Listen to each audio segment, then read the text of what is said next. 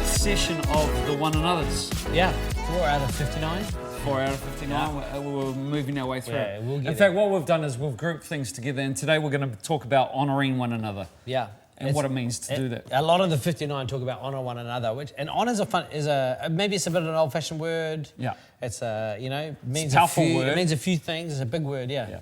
Well, honour in the Bible simply means to put your weight behind. Yeah, and to value. Yeah. Yeah. And many people think, honour is just an expression of your lips, but even God said, you honour me with your lips, but your heart is far away from me. Yeah. So honour is displayed in the way you treat people, isn't it? Yeah. It's about it's a bit of a positioning thing in your mind. Yeah. And so Romans 12 verse 10, Paul says here, honour one another above yourselves. Yeah. So it's one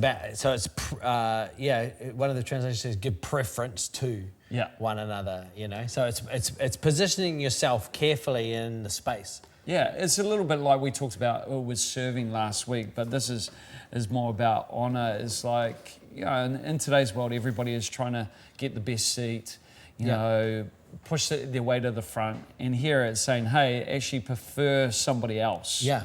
Instead of, jumping and pushing yourself forward, if you push other people forward, in the end, God will look after you. Yeah, exactly. And when we're honouring others, we're honouring God. Yeah. As well, because one of the things we can't do is make God feel happy. Like, we can't honour God without honouring other people, because God's, not in front of us. Yeah. It's not God who needs to get through the door before us, it's another person.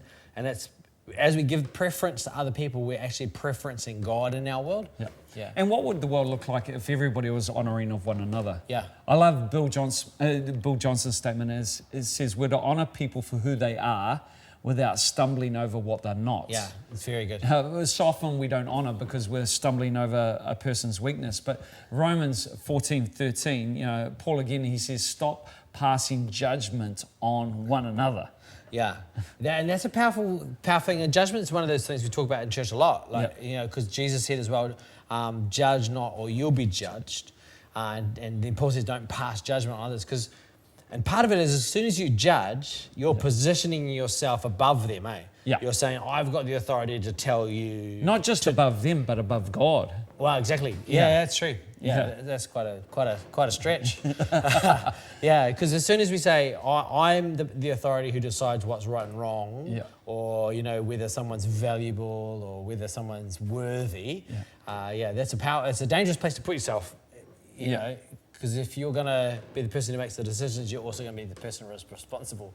Yeah, exactly. And it's learning to say, hey, I'm going to honour them without, focusing on what's wrong. I'm going to actually esteem what's right. Yeah, exactly. I'm going to lift up what's right. And, later on in Philippians chapter 2, Paul would say, in humility, is that word we talked about last week. Yeah. Again, consider others better than yourself. Yeah.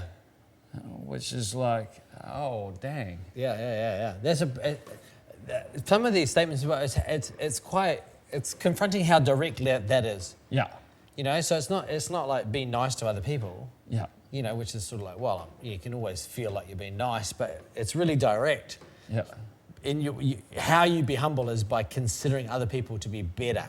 Again, that's that preference thing. Well, it goes in the face of modern day culture, which is all about me, my, I. Yeah. Focus. Yeah, it's really saying, hey, turn your attention off yourself. Yeah, exactly. And look at other people, and in the end, you'll have value because of what you're adding to people. Yeah. And you don't have to think about it long to realize how beneficial that is for you. Yeah. If you can get your eyes off yourself and your own position and your own needs, then it frees you up to actually just live the life you're called to live, Yeah. And your security ultimately has to be in God, because insecurity, what I found is, draws attention to self. Yeah, exactly. And that's why our insecurity is rooted in pride. We don't like to hear this, and we know this simply because when we're insecure, we're thinking about self. And we can't focus our attention on others. Yeah. It's interesting. Well, not interesting. It's powerful. Ephesians 5 talks about marriage. Yeah. And it talks about that in honor we're to submit to one another, which is one of the age-old debates. That people often accuse the Bible of being really, male-dominated. But the real challenge of Ephesians 5 is that and the thing that makes a marriage work is that mutual submission. Yeah. And again, it's submit to one another out of reverence for Christ. Yeah, which comes back to not tripping over what someone's not. Yeah. So you're not submitting to someone because they're brilliant. Or perfect. Or they deserve it. Yeah. It's because of your reverence for Christ, you're able to build a mutual submission in marriage. Yeah. That, again, that brings out the best, that adds value to your spouse or partner. And that ultimately displays our trust and our faith in God, that God's going to look after me because I'm doing it out of reverence for Christ. Yeah. He's going to look after me. He's going to, He's going to manage my interests. Yeah. I don't need to do that. I don't need to do that, but I'm doing this out of obedience, knowing that, my relationship's going to succeed when Christ is at the center of it. Yeah. That's massive because that's actually a faith position. It is a faith. It's a faith position that says, no, God's big enough that I can honour my boss. Yeah. I don't have to hustle my way up a corporate ladder. Yeah. But I can honour my workmates, and God will esteem me in the workplace. I don't have to position myself, And same in marriage, Yeah. You don't have to get what you need. If you can honour, then you can trust God. Well, you don't need to politically maneuver. Yep. You don't need to manipulate situations.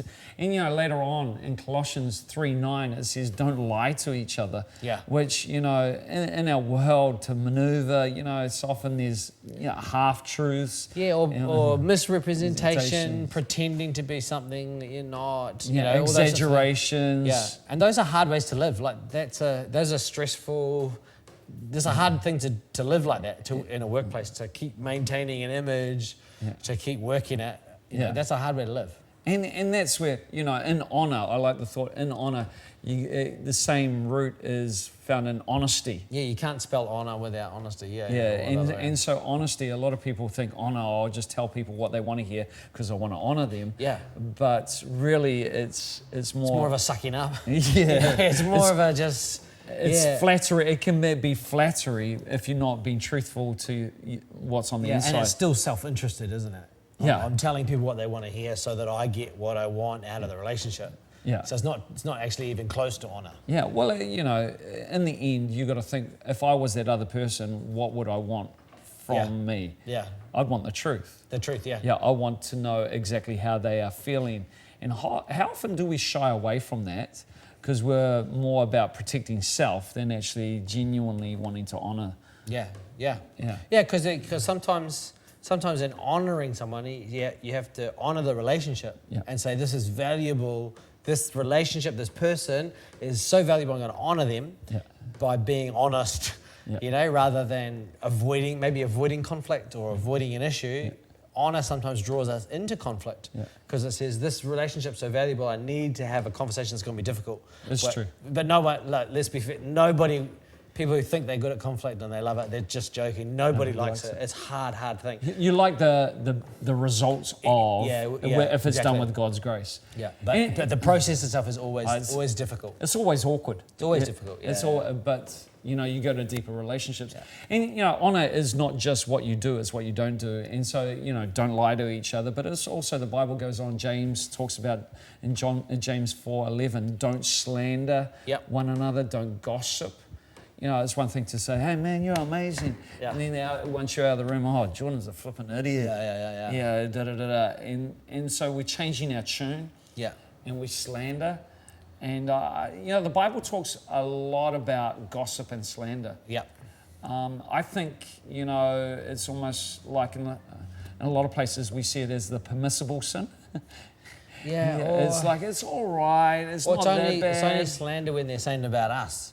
Yeah. When we're saying it, we're just telling it. If I'm saying it, I'm just telling it like it is. I'm just being honest. Yeah. But actually, the challenge is how are we talking about someone else, and if they're not in the room. If they're not in the room. It's a pretty, are we upholding their interests on their behalf, And that really destroys unity. slander, gossip, those things, you know.